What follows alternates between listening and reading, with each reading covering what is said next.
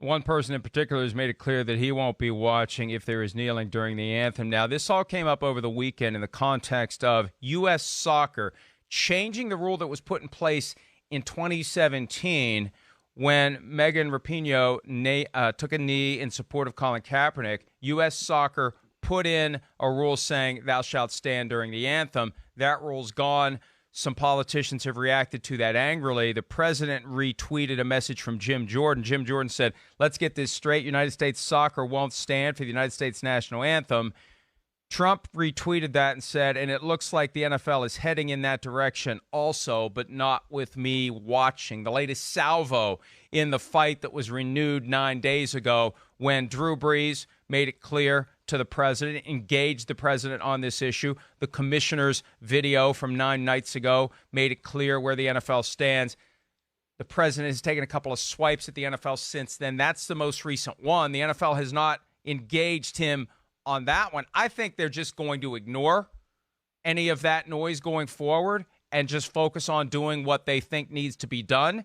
And if the drum is going to be banged by the president over and over and over again, I think the NFL is just going to go about its business. They're not going to. Now, there may be players that from time to time will specifically direct a message to him, but I think the NFL and the teams are going to try to not engage him on this. But also at the same time, I feel like there's not going to be wavering in this position that we saw expressed by J.J. Watt and Baker Mayfield and Bill O'Brien, that there will be kneeling during the anthem no matter who doesn't like it. Yeah, well, let's not blink an eye at these type of people. Again, yeah, I mean, I'm sorry, but the president and Representative Jim Jordan, they're not in the good fight here.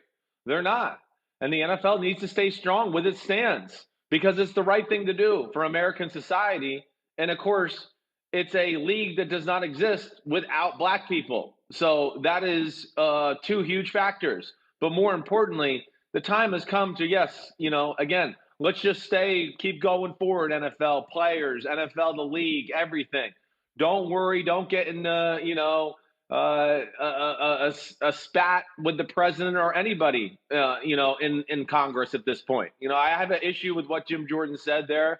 Yeah, yes, the United States soccer team is not going to stand for the United States national anthem because guys like you who are the United States House of Representatives sometimes don't stand with the rest of America and fight the things that are really going on here in this country. So that's why people are going to kneel, because you won't stand up, Representative Jim Jordan, and you have your own issues. So I'm sorry, but that's where I feel about that. I don't mean to get too crazy here, but he takes a shot at players and athletes. He's opened himself to take some shots too. Here's the thing. And this became clear in the example that was set by Drew Brees 12 days ago. You can't stake out middle ground on this. It's one side or the other. And there is no in between. There is no fence to straddle.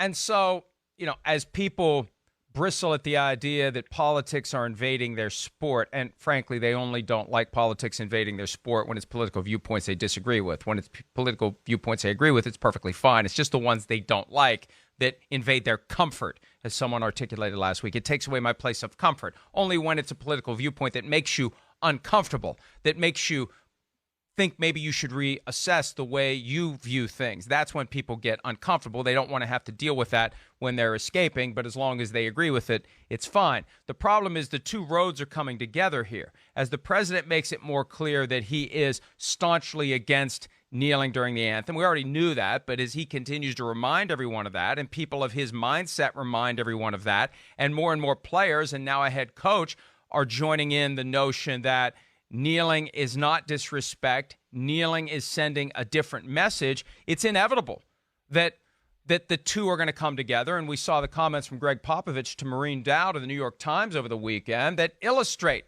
it's unavoidable that if you take a stand for kneeling, you eventually are going to be on the wrong side of the president. And Popovich, very, very strong in his criticism of the commissioner for getting intimidated by the president several years ago, and also criticizing the owners who support President Trump. And there are 7 or 8 owners that contributed $1 million to the inauguration committee 4 years ago.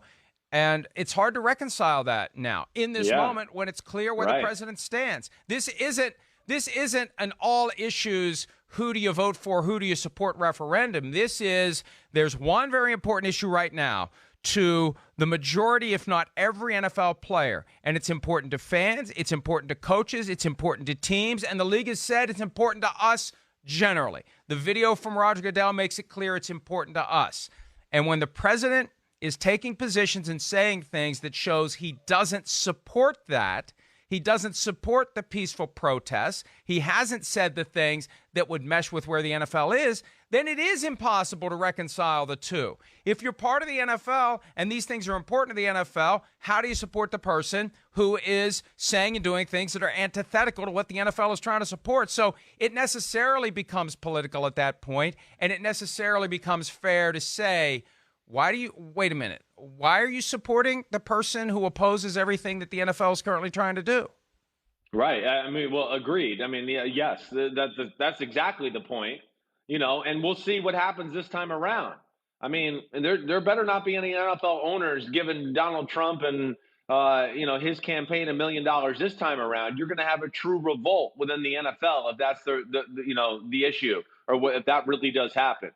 I mean, again, just like any worker, they would like to know that the person that's employing them, shares some of the same moral integrity and is in the fight with them with some of the issues and injustices that are going on in the world. And I think that's first and foremost why some players are a little, frustrated with the lack of leadership from ownership. The first time around was different. You can give the owners a pass to a degree. Donald Trump, we didn't know or some people didn't want to buy into exactly what he was at that time quite yet. And I also think owners were donating money to just hey, Mr. President, just stay away from the NFL. Here's some money. Let us be. We don't want to start a controversy or a fight. But now that's in too deep. And I think everybody's going to be looking to see if these owners are donating money this time around. And if they are, they're going to have big issues in their lap here. And I can't imagine that they would make that mistake again. The limits on donation that is made to a candidate are like $2,800. The big ticket items come when there are contributions made to political action committees or super PACs, and then the inauguration after the fact. So we've got two different waves here, and I think and I'm sure people will be keeping a close eye on contributions made by NFL owners, the companies they own or operate, to these political action committees in advance of the election. And then on the back end, if the president wins re-election, the donations made to the second inauguration. And you're right, those kinds of things will, I think, be a hell of a lot more noticed and a lot more controversial this time around. And it also comes down to what active, visible support are you going to provide the president in advance of the election, given these current issues? It's going to be interesting to see. It's going to be a fair question to ask.